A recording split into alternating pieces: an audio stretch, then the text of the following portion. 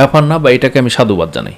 কিন্তু সেখানে নেতা কর্মীরা বলছেন যে আগামীর বাংলাদেশে আওয়ামী লীগ জামাত ইসলামকে তাড়াতে পারে নাই, ছাত্র শিবিরকে তাড়াতে পারে না, আমরা তাড়িয়ে দেখিয়ে দেব। এবং তারা এই কথাই বলছে যে আমরা 25 তারিখের পর থেকে শুরু করে দেব। ইভেন্ট শুরু হয়ে গেছে অলরেডি সারা দেশে। আমি গতকালকে রাত্রেও দেখলাম, গত রাতে, যে বাংলাদেশে বিভিন্ন পর্যায়ে তারা সরাসরি হামলা এবং সেখানে ভাঙচুর, মানুষকে উঠিয়ে নিয়ে যাওয়া, উঁচু করে নিয়ে চ্যাংদানি করে নিয়ে যাচ্ছে, এরকম অবস্থা আমরা দেখতে পেয়েছি বিগত রাতগুলোতে।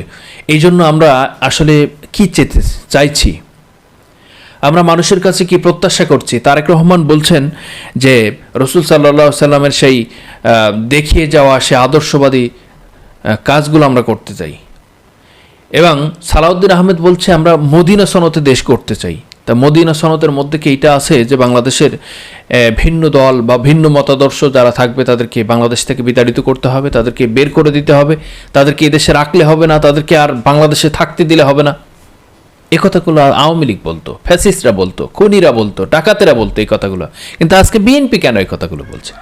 তাদের 31 দফা দাবির মধ্যে তো এই কথা নাই যে তারা বাংলাদেশ থেকে জামাতকে বের করে দিবে, তাড়িয়ে দিবে, বা তাদেরকে রাখা যাবে না, এই কথা তো বলে নাই। তাহলে এই কথাগুলো নেতাকর্মীরা বলছে এবং সেটাকে থামানো হচ্ছে না, সেটাকে প্রমোট করা হচ্ছে, সেটাকে কখনোই বাধাগ্রস্ত করা হচ্ছে না। তাহলে এটা কি তলে তলে এরকম কোনো পরিকল্পনা বা এবং কোনো ষড়যন্ত্র আছে? আপনারা কি মনে করছেন? আজকে ইসলামিক দলগুলা যারা জামাতের সাথে ঐক্যজোট করতে চাচ্ছে, ঐক্যমত পোষণ করেছে, সেই চরমোনাইকে রয়ের এজেন্ট দিয়ে ভয় দেখানো হচ্ছে, সেই মামুনুল হককে রয়ের এজেন্ট দিয়ে ভয় দেখানো হচ্ছে।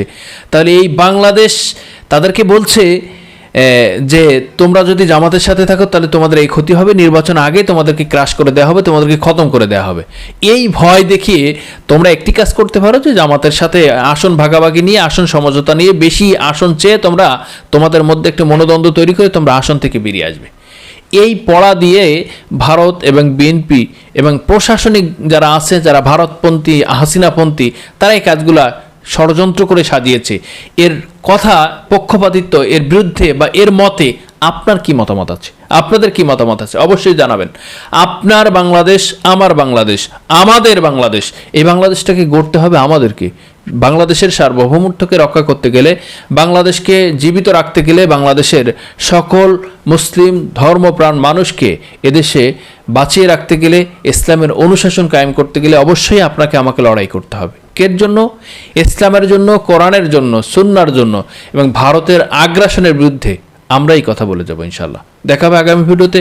সে পর্যন্ত ভালো থাকুন। আসসালামু আলাইকুম ওয়া রাহমাতুল্লাহি ওয়া বারাকাতুহু।